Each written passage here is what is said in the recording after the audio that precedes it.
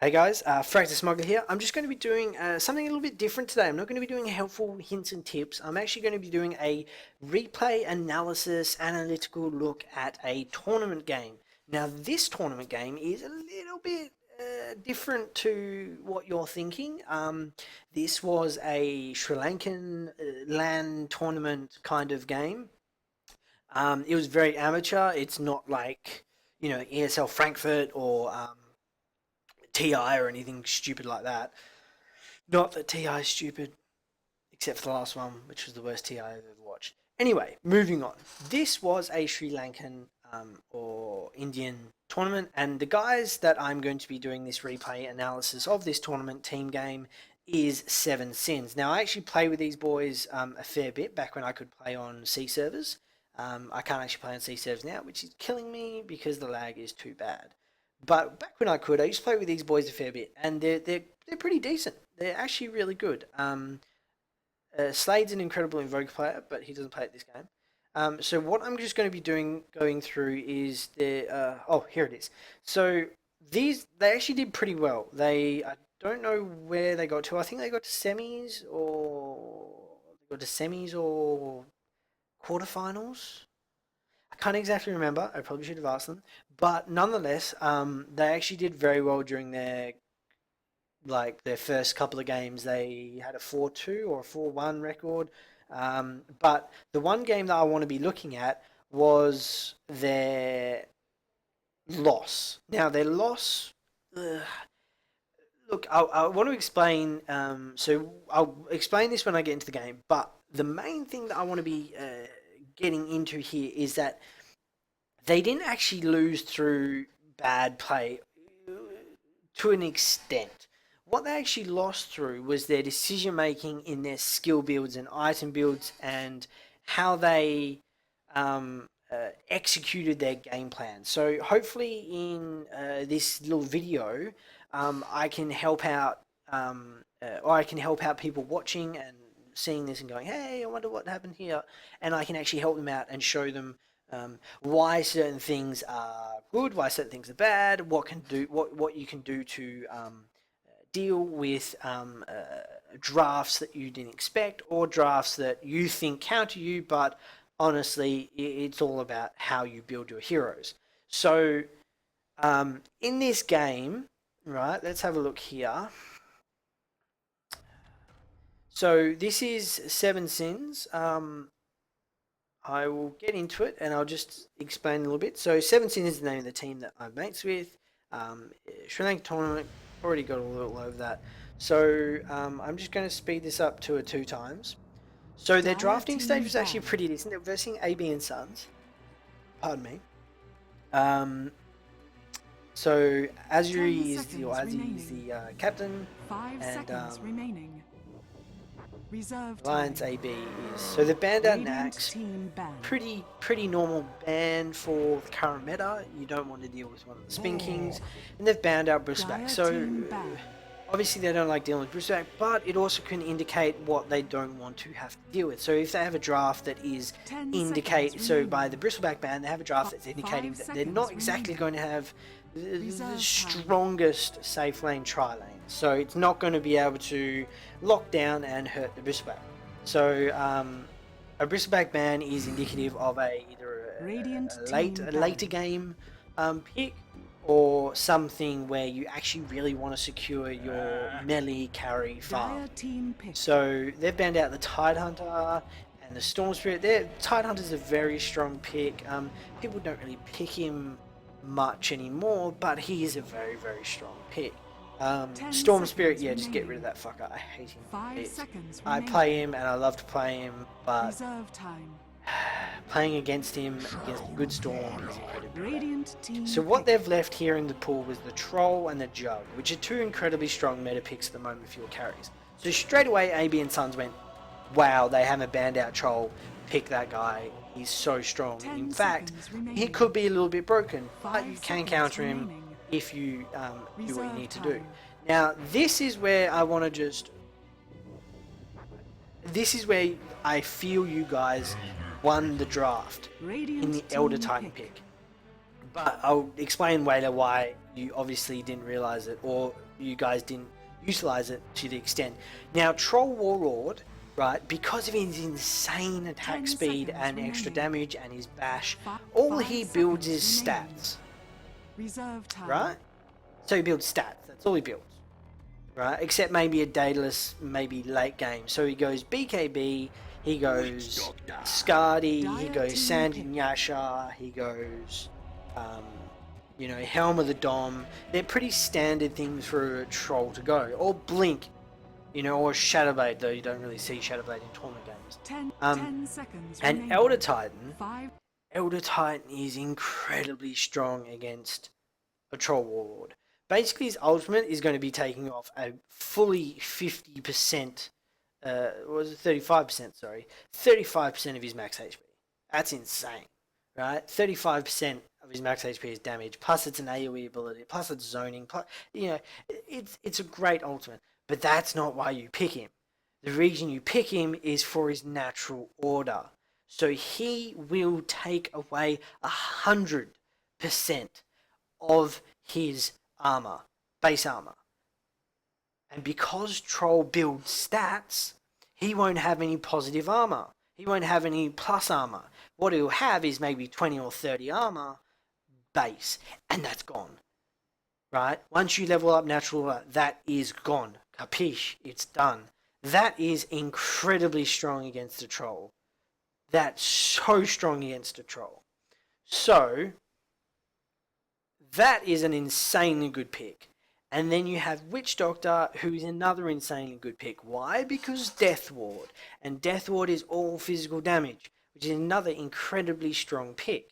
So you guys have just blown it out of the water with your first two picks. They've gone to position 1 straight off the bat, which most people do. If they see a meta hero still in the pool, they'll jump on that chance. You guys have gone fucking boom. Troll Warlord, these are the guys we're going to pick. Right, now I'm just going to play this.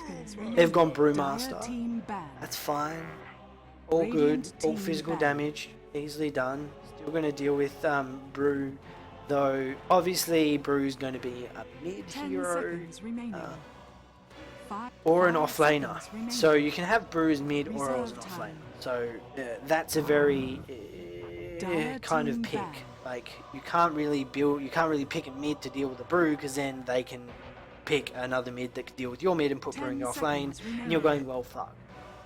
So, what you guys do next is you ban out the Magnus, they ban out the Sniper and the Razor. Obviously the Razor is a great counter control as well through the lifesteal, and it's a good counter through. And the Magnus, you guys were obviously, I actually don't understand the Magnus ban. Oh, that's right, I actually thought you guys could have picked a Magnus, but you guys didn't. Ban out the Abaddon as well. Obviously, it's a very strong offlaner. It's something you could, very strong support as well. And it can also be very, very good against silencers. Which brings us to pick 3, Scarith Mage. So, Scarith Mage is obviously mid or a support. 10 seconds. And you've already got an Elder Titan. So, that's either an offlane Elder Titan, right? Or a support Elder Titan with a Scarith. So they can already see that. If I was drafting against you guys, I can already go, boom. Okay, that's what's happening. This is what this is going to be. There's either going to be an offlane Elder Titan, or a support Elder Titan, or a support Scarith Mage, or a mid Scarith Mage. And then you've picked a Wind Ranger. And I'm going, huh, Wind Ranger. Why would you pick a Wind Ranger into this? For the evasion. Okay, yeah, great. One skill of evasion. Focus fire. Yeah, that's great. Also pretty decent. Yeah, to build. And then Shack Shot. Okay, yeah, look. Wind Ranger, very strong pick. I'm thinking this has been. It was a good-ish pick. Right? This was the one pick that I wasn't 100%, there on. I didn't particularly like this pick. I honestly thought you could have gone with something a lot better. So they've picked a Zeus, and you guys banned Sansa, which is pretty normal. The Zeus, obviously you can see that Zeus is going to be mid now. That's a Brewmaster offlane. So you're going sweet. Alright, Wind Ranger is going to go off lane. Scar's Mage is going to go mid, and we're going to have an Emerald Titan support with the Chaos Knight. Now, oh, this was the other thing I didn't understand. You've picked a Chaos Knight into an Earthshaker. 10 seconds remaining. And you picked a Wind Ranger into an Earthshaker. I didn't, honestly, I was a bit... I was annoyed at the fact you picked a Chaos Knight into an Earthshaker. I did not like that. I thought you could do a lot better than that. I actually wanted you to pick a PA. I wanted you to pick a PA and a really, really strong mid, like an Ember Spirit, something can fight early. But you didn't. You went this lineup. So straight off the bat, we're just going to have a look and see what's going on here. So we've got Slade on the Wind Ranger, Extinction on the Witch Doctor, Azzy on the Chaos Knight, and Motar Dude on the ET with Hunter Prime, Skywrath Mage. Now I'm actually going to jump forward because, as with all C games, it took about till fucking 5 minutes in for you guys to get first blood.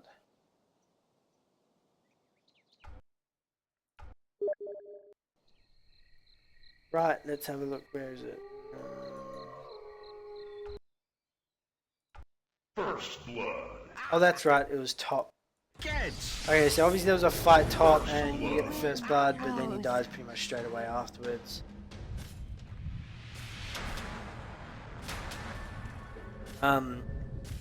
This lane, I didn't understand. You've left a Chaos Knight up against the Brewmaster solo, and before level 4, okay, he's got his 6 now, which is pretty much over.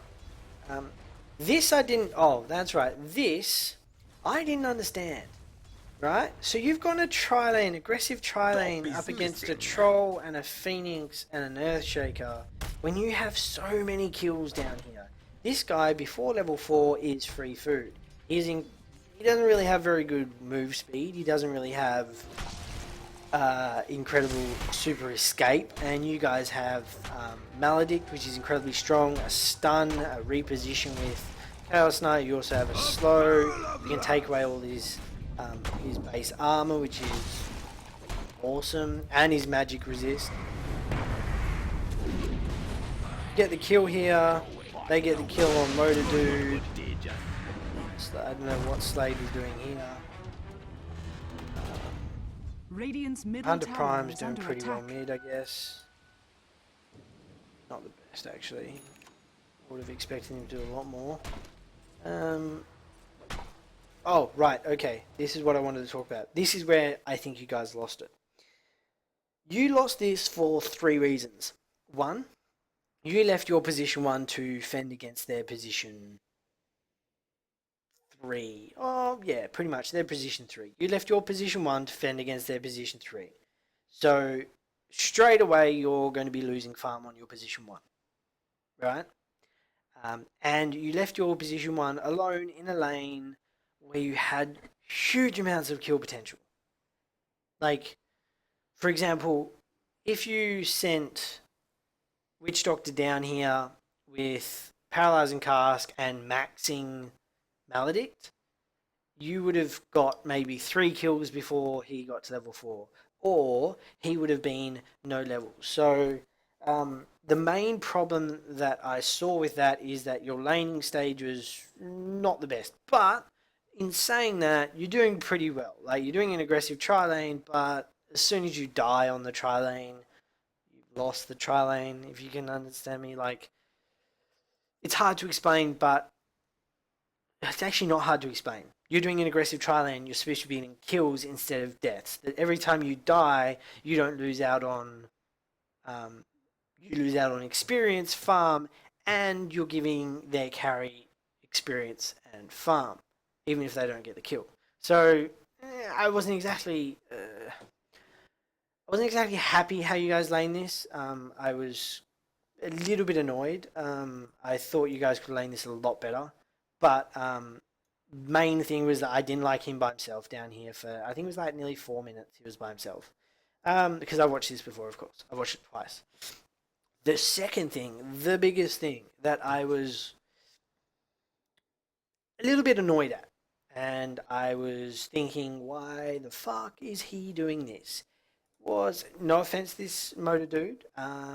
He didn't max his natural order at all. He was level 11 or level 10 or something before he put a point in natural order.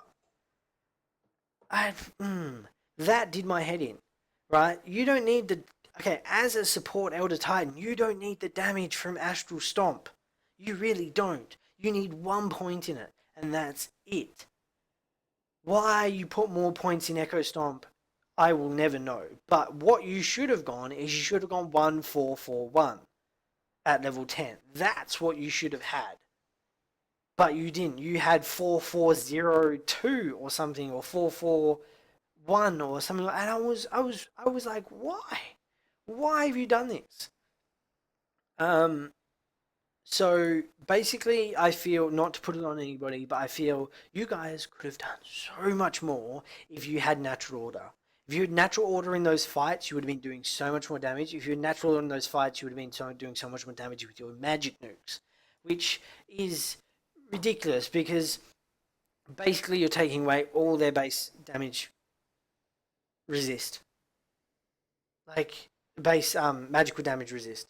It's so strong. Natural order is so strong. So if you can max that early game, if you can get that to level 4 and your astral spirit to level 4, that is just insanely strong. But you guys didn't. He didn't. Like for example, this combo right here. Okay, right. So you obviously maxing power shot, fine to get the farming level, right? 1 point in 1 point in astral storm, and then maybe so level 5 you want to be 1-2-2, right? That's what you want to be. Throw out your spirit, have it sit there, right? The AOE is huge. Oh, actually, it's not. It's not that. Oh, actually, yeah, it's pretty decent. Yeah, it's pretty decent size. 275, so it's it's actually quite decent. Throw out your Astral Spirit right next to them as you're power shotting, and you're going to be doing so much more damage. You're going to be doing like 50 to 60 more damage, which is nothing to laugh about early game. So I know I'm getting a little bit vitriolic here, but I was very annoyed at seeing it 20 minutes in or 14 minutes in or 16 minutes in that we saw it, and he had not 1 point in natural order. If you had points in natural order, he would have had no. He would have had 3 armor.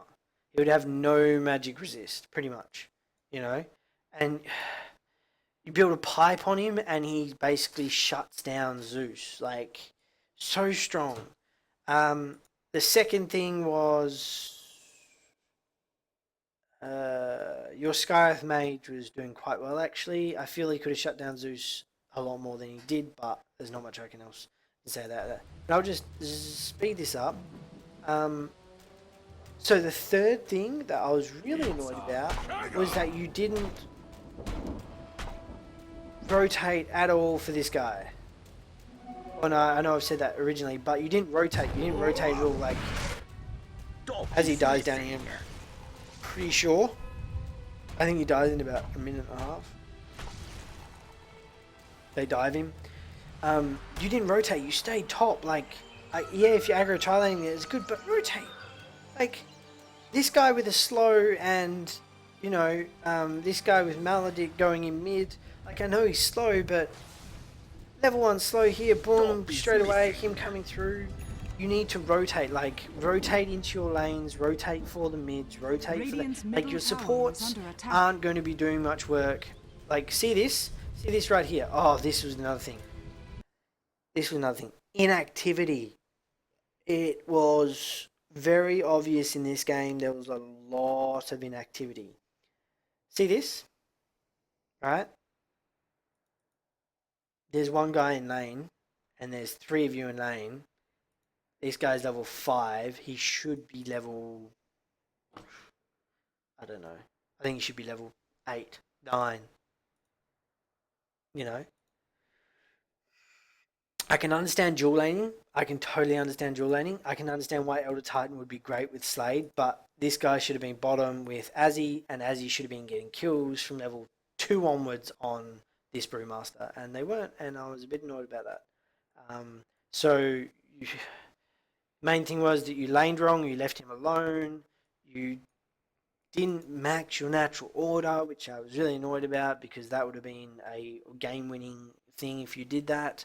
And also, you were very, very, very inefficient. When you're playing a team game, efficiency is everything, right? What you want to do is you want to get farm experience on your cores and you want to try and take it away from their cores. Supports are great at that because all they really need is experience and they can get that quite quickly due to the fact that, say, someone gets level 8 and they're still level 3, all they need is a solo lane for 2 minutes and they've got to level 8, or 3 minutes and they've got to level 8.